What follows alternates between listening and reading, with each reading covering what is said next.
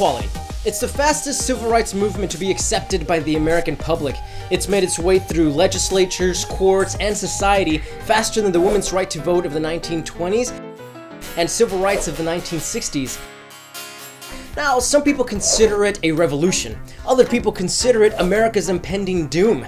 But today on Mas Politica, we are going to discuss gay marriage, or some people like to call it marriage. My name is Rolo, and this is Berns, all the way from NYC, where actually the gay rights movement got its start in 1969 during the famous Stonewall riots, when the NYPD took a short little break from chokeholding people to death and raided a gay bar, starting the gay rights movement.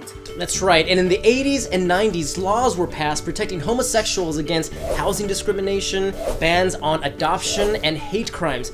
And then two significant things happened. One, in 2003, the Supreme Court ruled that anti-sodomy laws were unconstitutional. Now, if you don't know what sodomy is, just Google it. And then two, the following year, in 2004, the Commonwealth of Massachusetts became the first state in the nation to extend marriage rights to homosexual couples. And ever since then, people started marrying chickens and dogs and horses.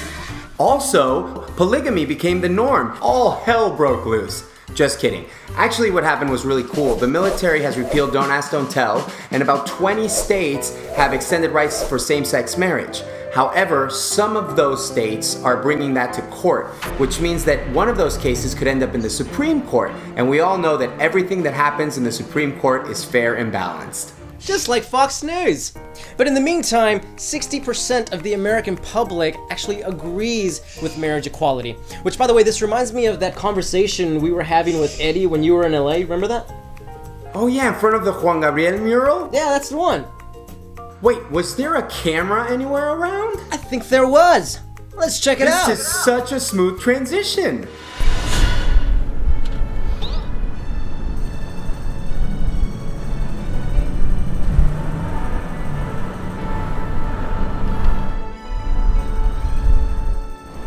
Who's that? Are you kidding me? 80s Ozzy Osbourne? Dude, that's Juan Gabriel. What kind of a brown person are you, Eddie? That's like the Elton John Mexico. He's the Liberace of Mexico. It's like the most famous fucking Mexican singer of all time, who also happens to be gay. That's right. You can try to ignore the fact that he was gay, but I don't care. I mean, was he like in the closet gay or like out?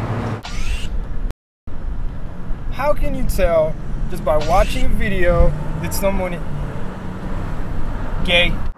Dude, the crazy thing is, you don't think of Mexicans as progressive, but you know, gay marriage was actually legal in Mexico City before it was in New York.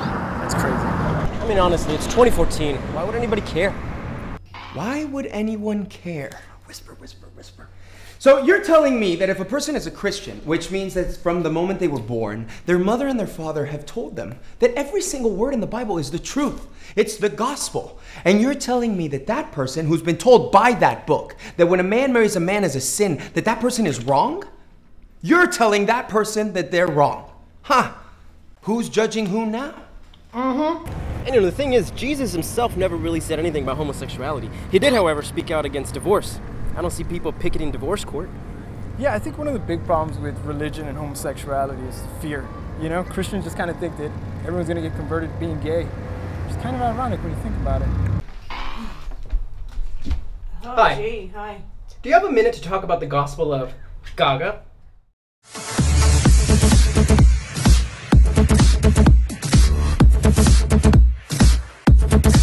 Well, it's not so much telling someone that they're wrong. It's more about telling someone that we legislate not on the Bible, but on the Constitution. You know, but while we're at it, the Bible does have many definitions of marriage. Supposedly, marriage is between one man and one woman. But what else does the Bible say?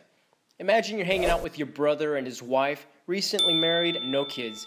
If your brother dies, then it is up to you to marry your brother's widow, and she must have your kids in honor of your brother. I hope she's attracted to you. It gets creepier.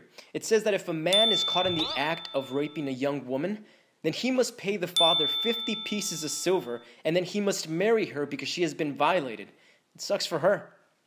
Polygamists today use the Bible to defend their multi-marrying ways, and in some parts, even incest seems like it's okay. But you know what else the Bible says that's not creepy? It says to not judge one another, to respect one another, and to love one another. So just let a man marry Juan Gabriel.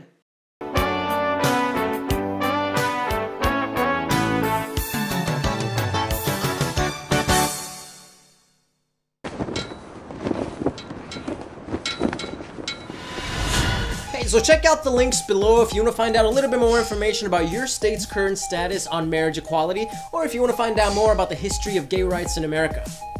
There's also a link where you can see the wedding album of me and that time I married a chicken. Just kidding. Actually, please subscribe to our channel and share these videos on Twitter and Facebook. We appreciate it so much.